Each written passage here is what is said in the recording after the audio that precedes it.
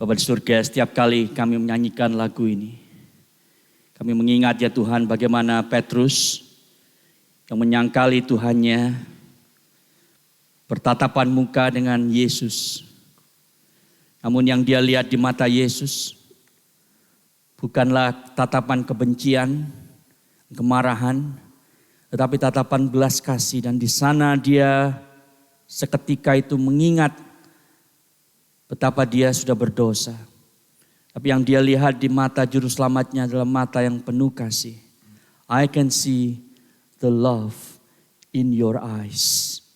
Biarlah pagi hari ini kami juga melihat kasih di mata Yesus juru selamat kami.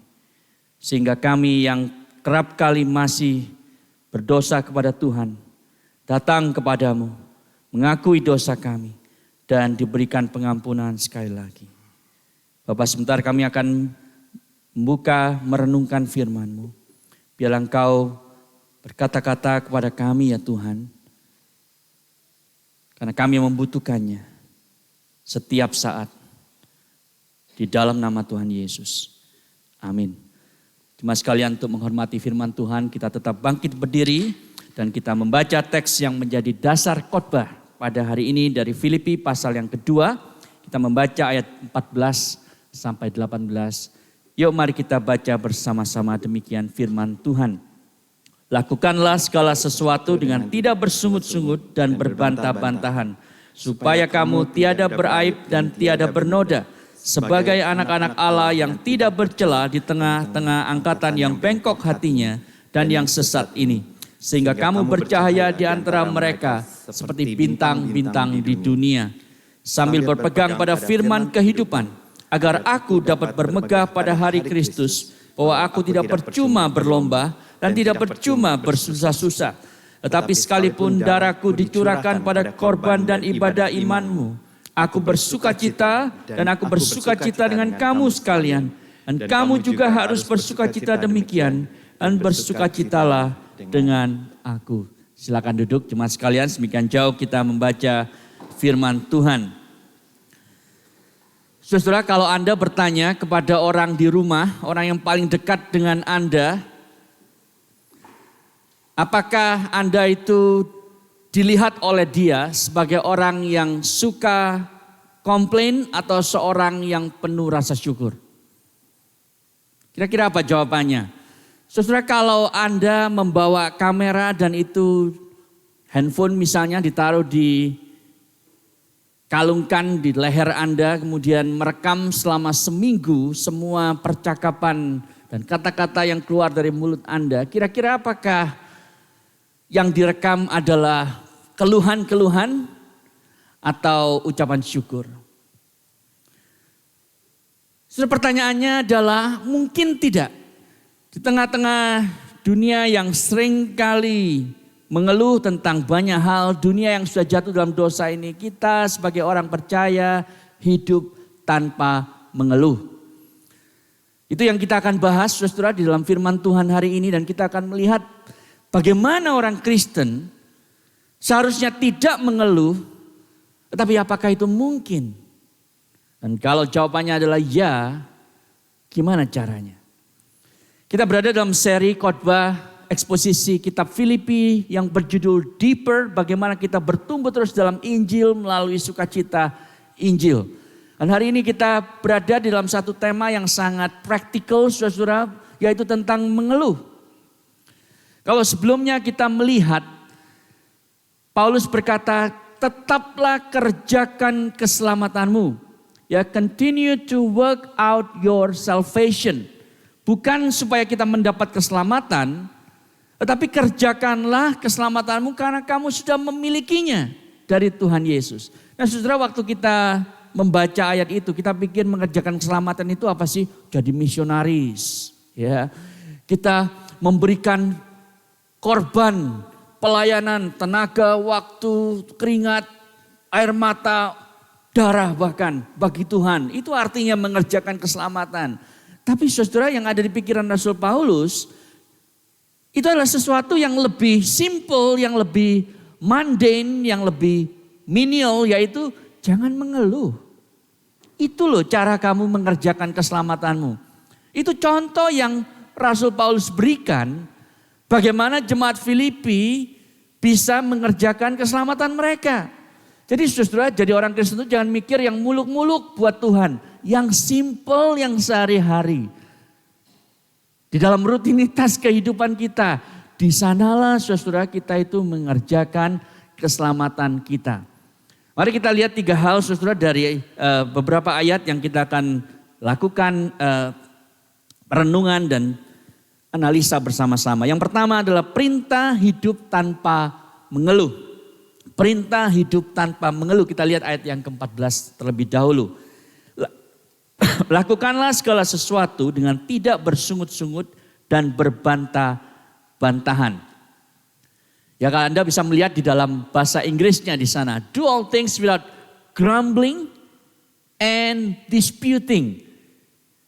Saudara, kita di dalam dunia ini seringkali mencoba untuk kemudian melihat, oke, kalau gitu apa alternatifnya kalau saya tidak boleh mengeluh, tidak boleh bersungut-sungut, tidak boleh berbantah-bantahan. Maka saudara, kita kemudian harus positif. Nah, di dalam literatur tentang gratitude, saudara, ada yang disebut sebagai toxic positivity. Jadi bukan berarti saudara kalau nggak boleh mengeluh, berarti kita harus terus jadi orang yang positif. Kalau ditanya, apa kabar? Jawabannya selalu luar biasa gitu ya. Meskipun lagi sakit, lagi berantem sama orang di rumah gitu ya. Jawabannya selalu luar biasa.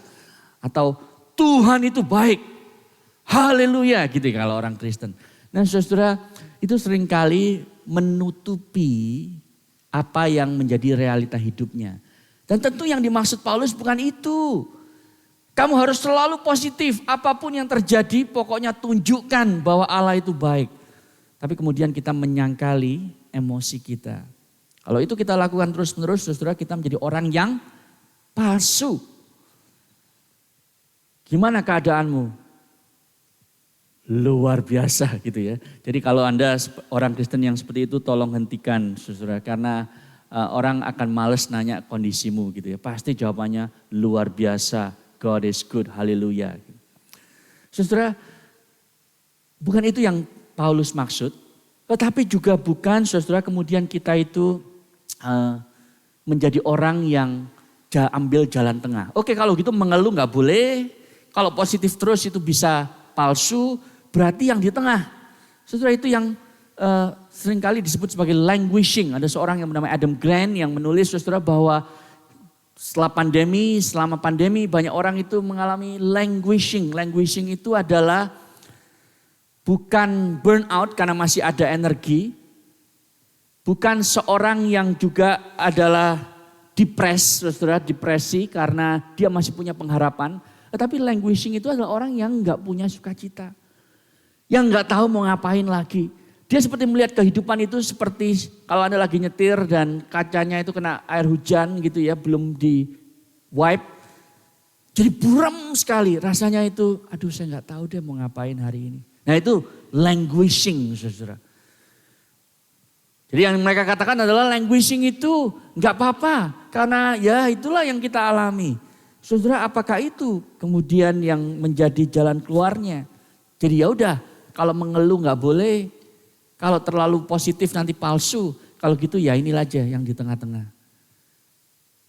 Di dalam bahasa sehari-hari, dengan kata lain kita cuma bilang, gimana pendapatmu tentang gereja? Gimana pendapatmu tentang kerjaanmu? Meh gitu ya. M-E-H. Meh. Nah saudara, kita ketularan itu sebagai orang Kristen. Meh gitu kan. Jadi ya udahlah, gitu aja. Saudara, di dunia kita itu seringkali mengalami semua itu karena memang ini adalah tekanan budaya yang besar sekali. Coba Anda perhatikan budaya populer yang ada di sekitar kita. Kita sudah dikondisikan untuk tidak puas saudara dengan semua hal yang kita miliki dan terjadi dalam dunia kita. Anda perhatikan misalnya lagu yang baru terkenal lagi, The Greatest Showman, karena penyanyi aslinya nyanyi di British Got Talent. Lauren Allred, saudara, kata-katanya bunyinya begini. Saudara tahu kan lagunya, never be enough dan seterusnya. Tapi kata-katanya begini, saudara. All the shine of 1,000 spotlights, all the stars we steal from the night sky will never be enough. Towers of gold are still too little. These hands could hold the world, but it will never be enough. Jadi kalau saya punya tower of gold, kalau tangan saya ini bisa pegang semua yang ada di dunia ini, gak cukup. Itu sebab kita komplain. Lagu lain yang terkenal, Lady Gaga dan Bradley Cooper, Shallow judulnya. Kalimat pertamanya bilang begini, tell me something girl, are you happy in the modern world? Or do you need more? Is there something you are searching for? Lalu yang perempuannya menjawab gini, tell me something boy, aren't you tired trying to fill that void? Or do you need more? Ain't it hard keeping it so hardcore? Jadi sudah diberitahu memang kita itu nggak pernah puas. Kita perlu lagi, itu sebab kita komplain. Kalau saya tanya Anda, saudara hari ini, kalau Anda menjawab kalimat ini ya, kalau saja titik. Kira-kira Anda akan isi apa? Kalau saja kerjaanku lebih baik. Kalau saja saya nggak jadi seperti saya sekarang ini. Kalau saja istri saya lebih demikian. Kalau saja suami saya lebih begini. Kalau saja mama saya lebih begini dan seterusnya. Dan seterusnya. Saudara, kita mirip seperti Smurf Gerutu. Ya, Grouching Smurf yang gambarnya tadi ada Anda lihat. Mengeluh itu adalah nama tengah kita. Kita mengeluh karena cuaca, anak, istri, suami, orang tua, bos, kolega, pekerjaan, keuangan, politik. Ya, yang kepilih adalah Albanese gitu. Meskipun kalau yang kepilih satu lagi, kita juga akan mengeluh, saudara. Kita mengeluh hawa terlalu panas, istri terlalu dingin, kopi terlalu suam-suam. Gak ada yang benar kan dalam hidup kita akhirnya. Kalau di Melbourne Anda hidup dengan semua kenyamanan, tapi kita tetap mengeluh. Waktu bulan Juni, aduh cuaca kok dingin begini ya. Waktu Desember, aduh cuaca kok panas begini ya. Anda pernah buka kulkas, banyak makanan lalu bilang, aduh kok gak ada makanan ya. Atau Anda itu buka ruangan baju Anda, lalu Anda lihat baju begitu banyak, terus Anda mengeluh, aduh gak ada yang bisa aku pakai ya.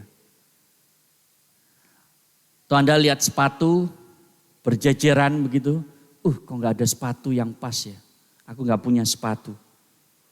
Ada sebuah proverb saudara di Arab katanya yang bilang begini, aku mengeluh karena aku tidak punya sepatu, sampai aku berhenti mengeluh ketika melihat ada orang yang gak punya kaki. Yang menarik saudara di dalam Alkitab bukan saja kita diberitahu jangan mengeluh, tapi kalau Anda perhatikan lagi ayat 14, yuk kita perhatikan lagi ayat 14. Di sana dikatakan apa? Dalam segala sesuatu. Jadi jangan mengeluhnya itu bukan hanya dalam hal tertentu saudara. Tetapi in all things. Di dalam kalimat aslinya bahasa Yunani sebetulnya all things itu ditaruh di depan. Itu sebabnya diutamakan saudara. Jadi Rasul Paulus bilang all things do without murmuring and disputing. Semua hal lakukanlah tanpa bersungut-sungut dan berbantah-bantahan. Itu bahasa aslinya saudara. Yang ditekankan adalah semua hal. Itu sebabnya saya tergoda sebenarnya untuk khotbah 2 jam hari ini. Lalu saya pengen lihat siapa yang komplain gitu ya. Karena Anda berarti tidak menjadi pelaku firman. Itu tes yang luar biasa saudara. Cocok sekali. Yang berikutnya yang kita mau lihat saudara adalah ini konteksnya apa sih dalam jemaat Filipi? Ini jemaat ini mengeluh terhadap siapa? Saudara, kemungkinan besar di sana, di jemaat Filipi, mereka mengeluh terhadap pemimpinnya. Kita nanti melihat saudara beberapa minggu lagi bahwa ada 2 orang pemimpin, kemungkinan pemimpin karena namanya disebut Sintike dan Yudea itu bertengkar. Sehingga mereka mungkin mengatakan bahwa aduh, kalau pemimpin saya bertengkar, bagaimana saya bisa hidup sebagai orang Kristen melihat mereka? Saudara, itu yang kemungkinan besar terjadi. Jadi pertanyaannya adalah, oh kalau begitu ini bukan mengeluh terhadap Tuhan, tapi mengeluh terhadap manusia. Yang dimaksud Paulus pada waktu dia bilang, dalam semua hal, lakukanlah tanpa mengeluh. Itu terhadap manusia apa terhadap Tuhan? Sebenarnya jawabannya, dua-duanya. Kenapa saudara? Karena bahasa Paulus, grumbling and disputing. Lalu nanti kita lihat di ayat berikutnya, itu punya sebuah acuan ke perjanjian lama, saudara. Bangsa Israel, saudara, adalah bangsa yang disebut tegar tengkuk. Saudara tahu kenapa mereka disebut tegar tengkuk? Karena mereka punya satu kebiasaan jelek, saudara. Kebiasaan mereka yang sangat dominan adalah mereka itu suka keluar keluhan dari mulut mereka. Mereka mengeluh terus, saudara. Anda melihat nanti di dalam catatan kitab Bilangan misalnya, dikatakan 10 kali mereka mengeluh. Artinya itu komplit terus menerus mereka itu mengeluh. Nah, pada waktu mereka mengeluh itu, ternyata mereka bukan hanya mengeluh kepada Musa dan Harun dan Miriam, tetapi mereka juga mengeluh kepada Tuhan. Mari kita lihat ayatnya, ada di slide kita. Keluaran 16 ayat 7 itu menjadi ayat yang sangat jelas bahwa mereka mengeluh terhadap manusia dan terhadap Tuhan. Dan besok pagi kamu melihat kemuliaan Tuhan karena ia telah mendengar sungut-sungutnya kepadanya, kepada Tuhan. Sebab apakah kami ini, maka kamu harus bersungut-sungut kepada kami, kepada manusia, kepada Musa dan Harun. Lagi kata Musa, jika memang Tuhan yang memberi kamu makan daging pada waktu petang dan makan roti sampai kenyang pada waktu pagi, karena Tuhan telah mendengar sungut-sungutmu yang kamu sungut-sungutkan kepadanya, apalah kami ini. Bukan kepada kami sungut-sungutmu itu, tetapi kepada Tuhan. Jadi saudara, pada akhirnya kalau Anda itu komplain kepada bos Anda, komplain kepada teman Anda, kepada suami Anda, kepada istri Anda, kepada anak Anda, kepada orang tua Anda, pada akhirnya Anda itu komplain kepada Tuhan. Semua komplain horizontal itu pada akhirnya adalah komplain yang bersifat vertikal, tidak bisa dipisahkan, saudara. Kenapa saya beritahu ya, ada dua kata kan di sana, bersungut-sungut dan berbantah-bantahan. Grumbling, bersungut-sungut, itu pada intinya bilang begini loh, saya itu layak mendapatkan yang lebih baik. Kenapa kamu bilang begitu kasar kepada saya? Saya ini layak mendapatkan yang lebih baik.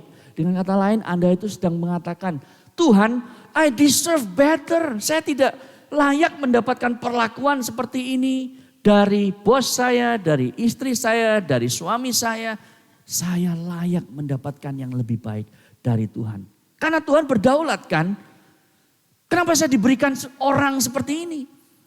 Saudara, itu yang sebenarnya kita lakukan waktu kita bersungut-sungut.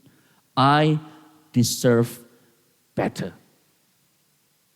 Pada waktu kita berbantah-bantahan, kita sedang mengatakan bahwa saya itu tahu yang lebih baik daripada Tuhan. Itu yang kita katakan, saudara. Karena kita sedang membantah apa yang sekarang sedang terjadi dalam hidup kita. Sehingga kita seakan-akan mengatakan bahwa Tuhan itu enggak becus ngatur hidup saya, ngatur situasi hidup saya. Mestinya begini, mestinya begitu. Seakan-akan kita itu adalah anggota keempat dari Allah Tritunggal. Yang gak butuh anggota baru, saudara. Jadi bersungut-sungut itu bersifat emosional. Itu bedanya. Grumbling itu emosional. Berbantah-bantahan itu lebih intelektual. Jadi kalau Anda komplain ya, mengeluh, ya kan. Kita kadang-kadang itu emosional. Kamu kok gini sih? Nah itu emosional, saudara. Tapi begitu keluar, mestinya kan kamu A, B, C, D, E gitu kan. Nah itu baru intelektual. Tapi di dalam dua-duanya kita sedang mengatakan, aku ini layak mendapatkan lebih baik dari Tuhan. Dan satu lagi mengatakan, aku ini lebih tahu mestinya bagaimana daripada Tuhan. Jadi saudara, kesimpulannya dalam slide yang ada di depan, saat kita mengeluh, kita sedang berkata bahwa kita layak mendapatkan yang lebih baik dari Tuhan. Dan kita lebih tahu dari Tuhan. Inilah inti masalah keluhan. Itu sebabnya Tuhan tidak pernah pandang enteng masalah ini. Karena Anda mengeluh itu berarti Anda sedang melawan kedaulatan Allah yang mengatur, menopang hidupmu dari hal-hal yang besar sampai hal-hal yang sangat detail. Sebabnya Paulus mengatakan dalam semua hal lakukanlah tanpa bersungut-sungut dan berbantah-bantahan. Saudara, kalau saya boleh tanya kepadamu, hari ini apa yang membuat Anda sering mengeluh? Itu menunjukkan siapa yang kau sembah. Kalau Anda itu misalnya mensyukuri bahwa aduh saya ini hidup nyaman, saya mau makan apa saya bisa beli, ya saya mau pergi kemana saya bisa pergi.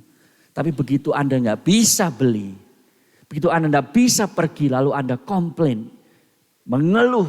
Aduh hidup kok kayak begini. Saya gak bisa melakukan apa yang saya mau lakukan. Itu berarti Tuhanmu adalah kenyamanan. Bukan Allah.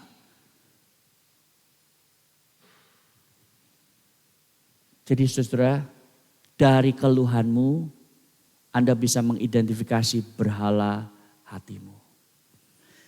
Poin yang kedua saudara yang saya ingin sampaikan adalah dua alasan kenapa kita harus hidup tanpa mengeluh.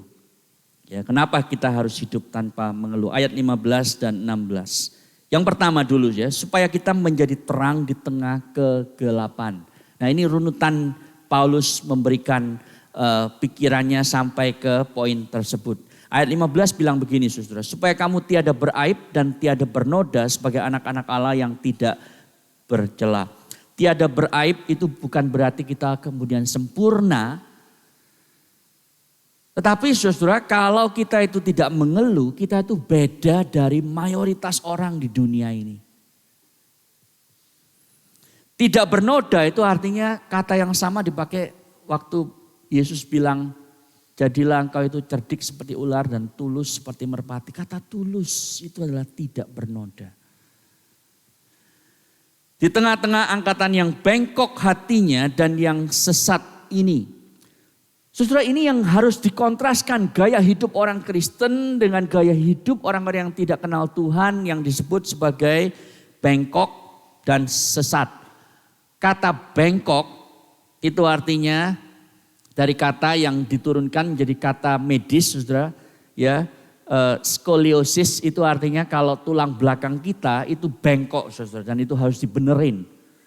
Kalau Anda mengalami skoliosis Anda tidak bisa duduk nyaman, tidak bisa kerja nyaman, tidak bisa berdiri, berjalan nyaman saudara. Karena ada yang bengkok di tulang belakang.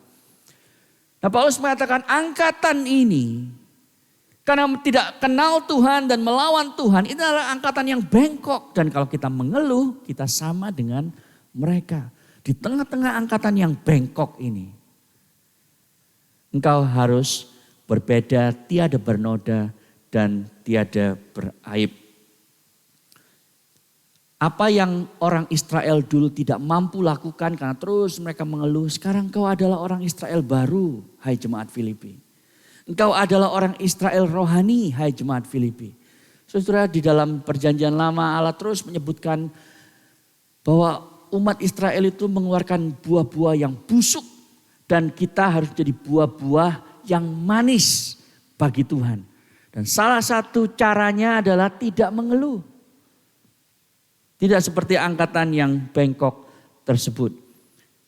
Karena bangsa Israel itu saudara, waktu mereka keluar dari tanah Mesir dilepaskan Tuhan. Lalu mereka sampai ke Laut Merah, mereka mengeluh lagi. Saudara tahu apa keluhan pertama yang mereka keluarkan dari mulut mereka waktu mereka keluar dari Mesir. Mereka bilang begini, Musa, apa nggak ada kuburan di Mesir? Kita harus mati di tengah laut seperti ini. Itu yang keluar dari mulut mereka saudara. Mendingan kami mati di Mesir, matinya enak. At least mati sakit atau mati tua. Daripada harus mati tenggelam di laut. Apa nggak ada kuburan di Mesir? Itu dicatat saudara dalam Keluaran pasal yang ke-14. Lalu saudara ketika mereka sudah lewat Laut Merah ya, dibelah oleh Tuhan dengan ajaib yang luar biasa sekali. Mereka kemudian itu mengembara selama 40 tahun di padang gurun. Kenapa? Karena mengeluh. Nggak ada air, mengeluh.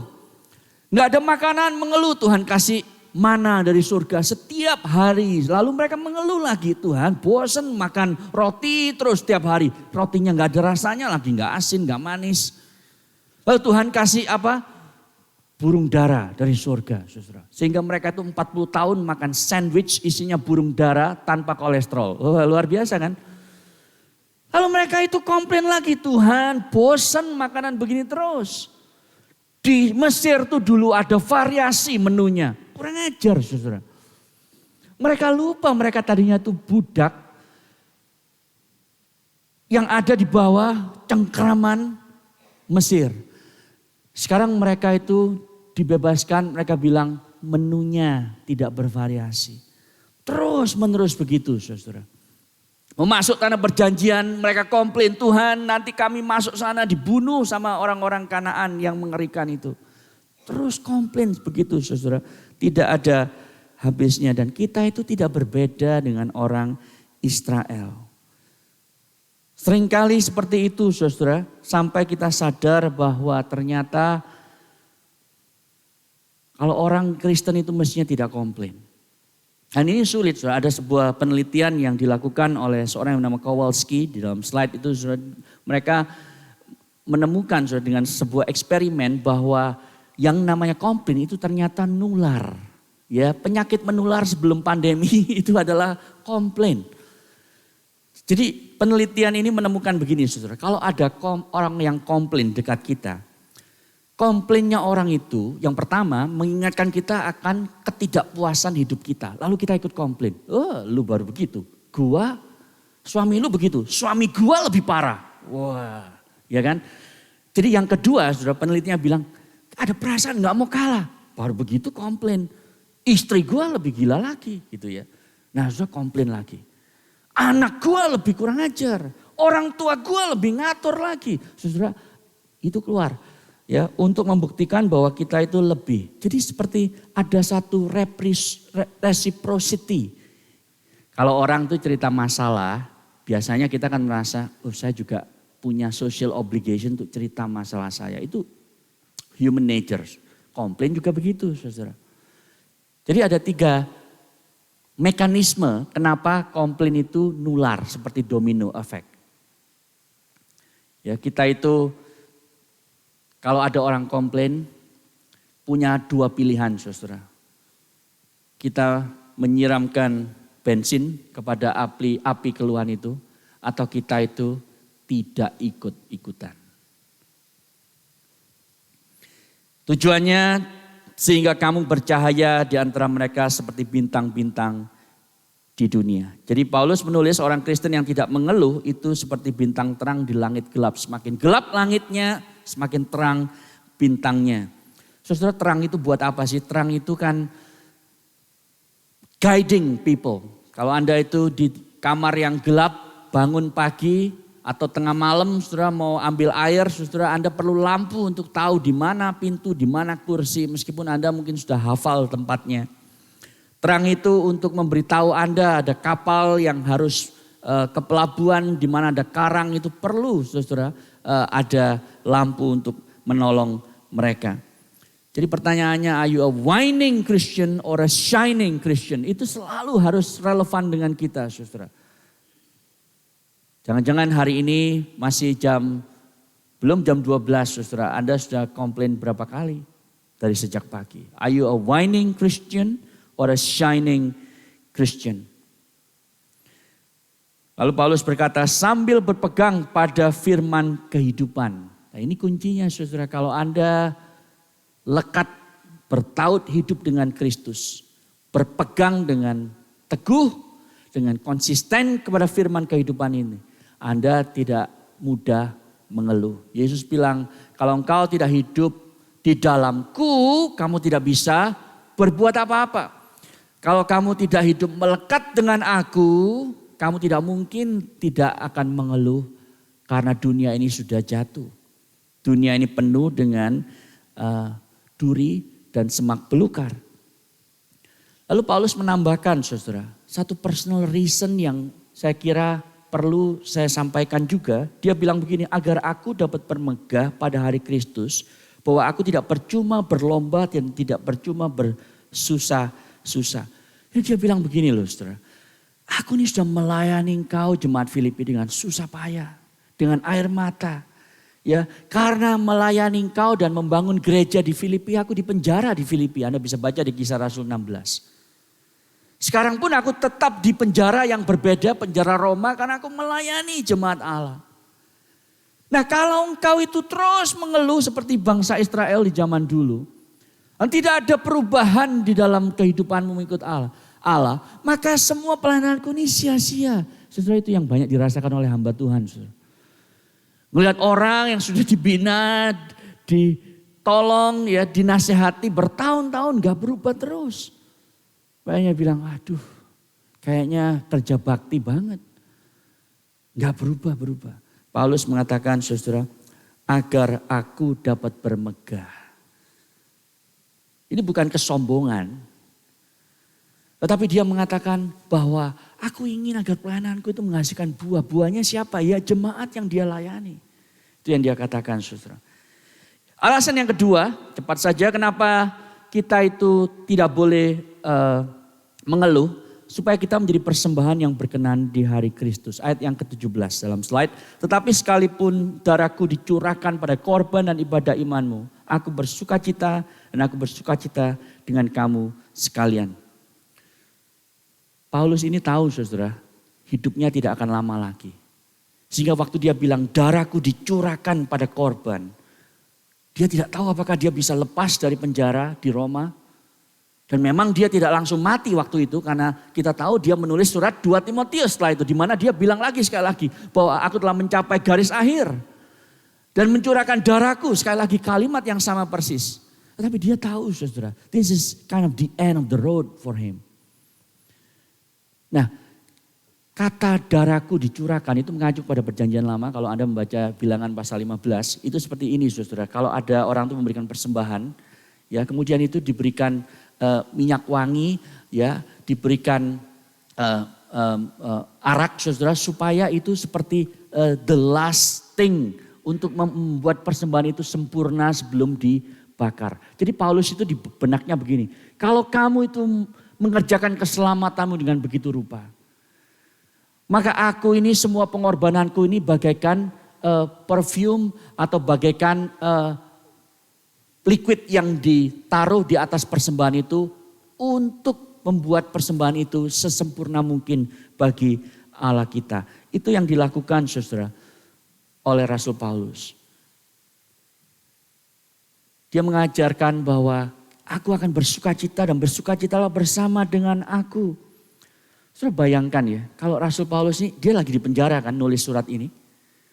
Dia lagi diikat dengan rantai kepada seorang Praetorian Guard yang kita lihat beberapa minggu lalu waktu kita memulai khotbah ini saudara. Bayangkan kalau dia itu tiap hari didengerin oleh Praetorian Guard ini, tentara yang gede besar itu, gagah, berani.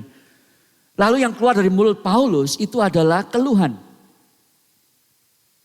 Aduh penjara ini bau, makanan yang gila nih itu orang Surabaya bilang ya. Bener-bener gila nih gitu ya, maksudnya tuh gak layak untuk dimakan. Terus rantainya ini membuat aku merasa tersiksa. Dan itu orang-orang Kristen terus datang mengunjungi aku. Buat apa sih sharing problemnya, kayak aku sendiri gak ada problem. Percuma aku berdoa sama Tuhan dilepaskan dari penjara karena aku gak lepas-lepas. Saudara, kalau dia ngomong begitu tiap hari. Saudara. Si tentara yang jaga dia pasti akan bilang gini. Ini orang ya katanya percaya Yesus. Tapi ternyata percayanya kepada Yesus tidak membuat dia itu beda sama orang lain. Tetap aja komplain tiap hari. Gak mungkin lah aku percaya Yesusnya. Itu yang pasti akan terjadi saudara. Tapi Paulus itu orang yang penuh dengan sukacita. Makanya kitab Filipi ini adalah kitab yang disebut the joy filled book. Karena dia selalu mengatakan kalimat sukacita, sukacita, sukacita. Diulang terus 4 kali di dalam ayat ini saja saudara. Dan itu membawa saya kepada poin yang terakhir. Kalau gitu bagaimana kita penuh dengan sukacita dan tidak mengeluh. Ini yang poin terakhir saudara. Bagaimana kita mampu hidup tanpa mengeluh. Saudara, saya ingin mengajak Anda untuk memikirkan dulu solusi yang ditawarkan oleh dunia. Solusi psikologis. Di dalam penelitian yang saya lakukan, saudara, ada seorang PhD student yang melakukan penelitian tentang gratitude. Dia mengatakan kepada saya ada satu eksperimen yang menarik, untuk orang itu selalu penuh rasa syukur, itu pakai bracelet. Jadi pakai kayak semacam gelang yang plastik gitu ya. Dan challenge-nya begini, selama 21 hari tidak boleh ada keluhan satupun keluar dari mulut kita. Begitu ada keluar keluhan dipindahin ke tangan satunya lagi. Mengeluh lagi di hari yang ke-16 pindah lagi mulai dari nol lagi ke tangan yang lain. Begitu terus sampai 21 hari ya tidak mengeluh, nah itu dicopot. Nah itu adalah solusi psikologis, saudara. Mungkin Anda bisa tahan 21 hari, apakah Anda bisa tahan terus? Atau solusi agama. Solusi agama apa, saudara? Diancam. Kalau engkau mengeluh sebagai orang Kristen, Tuhan akan menghukum kau seperti Dia menghukum bangsa Israel. Saudara tahu hukuman orang Israel waktu mengeluh itu ngeri-ngeri. Kalau Anda baca di Keluaran dan di Bilangan, saudara, ada tanah yang terbuka langsung mereka mati, saudara. Ada tulah yang diturunkan. Ya, dan puluhan ribu orang mati seketika. Mengerikan, saudara, hukuman Tuhan. Ya, dan Anda bisa lihat ayat-ayatnya yang saya kutip di sana. Bangsa itu bersungut-sungut dan kemudian menyalalah api Tuhan di antara mereka dan merajalela. Itu hukuman yang lain. 1 Korintus pasal 10 ayat 10, Paulus memperingatkan jangan bersungut-sungut sehingga mereka dibinasakan oleh malaikat maut. Saudara, ini benar. Semua kalimat ini benar. Saudara. Tapi kalau kita berhenti sampai di sini, yang terjadi adalah Anda pulang dari khotbah ini, dari kebaktian ini, Anda merasa, aduh saya gak mau bersungut-sungut lagi deh, gak mau komplain lagi deh. Karena gue gak mau mati muda kena api dari surga. Jangan-jangan nanti di rumah, begitu masuk rumah, tanahnya bolong, aku langsung mati. Saudara, kalau Anda mentaati Tuhan karena takut dihukum, Anda hanyalah menjadi orang yang beragama. Tetapi saudara, apa yang kita tidak mampu lakukan, Yesus sudah mampu lakukan. This is the gospel-centered message yang Anda perlu tahu, saudara. Karena meskipun Anda hari ini tetap mengeluh, nanti pulang mengeluh lagi. Ini aduh mobil nyetirnya kok begini ya, nggak keluar-keluar tempat parkir, kenapa pelan banget dan seterusnya. Kita mengeluh terus. Tapi kenapa Anda dan saya tidak mati? Tidak dipatok ular, tidak terbuka tanah di bawah kita, tidak dihukum Tuhan dengan api dari surga. Kenapa, saudara? Bukan karena kita lebih rohani daripada orang Israel. Bukan karena Allah sekarang lebih sabar di perjanjian baru dibanding Allah perjanjian lama. Bukan, tetapi karena Yesus. Karena Yesus Kristus, saudara. Nabi Yesaya bernubuat tentang Yesus seperti begini. Yesaya 53 ayat 7 dalam teks slide. Dia dianiaya dan ditindas tapi dia tidak membuka mulutnya. Dia tidak komplain. Seperti anak domba yang dibawa ke pembantaian, seperti induk domba yang keluh di depan orang-orang yang menggunting bulunya, ia tidak membuka mulutnya. Yesus menolak untuk komplain ketika ia menapaki jalan sengsara menuju salib demi menebus dosa kita. Kenapa, saudara? Supaya Anda dan saya yang suka mengeluh, tidak dihukum Allah tapi diampuni. Bahkan dimampukan di dalam dan oleh Kristus untuk semakin jarang mengeluh. Untuk semakin teguh, bertekun di dalam perlombaan iman kita menjalankan keselamatan kita. Untuk bercahaya terang di tengah gelapnya dunia kita. Di rumah, di kantor, di kampus, di gereja bahkan. Ibrani 12 ayat yang kedua juga menulis hal yang sama. Yesus, the author and perfecter of our faith itu, saudara. Dia dikatakan di sana, mengabaikan kehinaan, tekun memikul salib, ganti sukacita yang disediakan bagi dia yang sekarang duduk di sebelah kanan Allah. Sukacita apa, saudara? Ganti sukacita itu sukacita apa? Apa yang Tuhan Yesus itu tunggu-tunggu di balik salib itu sehingga dia itu mau menjalani salib tanpa komplain. Bersukacita melihat orang-orang yang dia pilih, melihat umatnya itu diampuni. Diampuni. Itu sebab dia rela tidak komplain untuk menjadi orang yang terkutuk di atas kayu salib. Supaya Anda dan saya diampuni. Jadi saudara, Yesus bersuka cita melalui penderitaan, tidak komplain. Sehingga Anda dan saya sekarang dimampukan untuk melakukan hal yang sama. Biarlah filsafat hidup kita saudara, itu betul-betul adalah joy. Jesus first, others the second, you the last. Tanpa mengeluh, berkata Tuhan Yesus, di dalam Engkau aku mampu. Mari kita tunduk kepala, kita berdoa. Bapa, kami bersyukur untuk firman-Mu. Biarlah apa yang Yesus sudah lakukan bagi kami, menyadarkan kami ya Tuhan, kami butuh Yesus. Di dalam Engkau kami dimampukan semakin jarang mengeluh, karena Engkau sedang merajut hidup kami ya Tuhan. Pada waktu kami mengerjakan keselamatan ini, untuk lebih serupa dengan Kristus. Ada masalah-masalah hidup, situasi hidup yang tidak nyaman. Tolong kami tidak menghujat Tuhan, melawan kedaulatan Tuhan. Tetapi bersabar dalam doa untuk melihat betapa Tuhan sedang membentuk kami semakin serupa dengan anak-Mu Yesus Kristus. Dalam namanya kami berdoa. Amin. Jemaat Tuhan,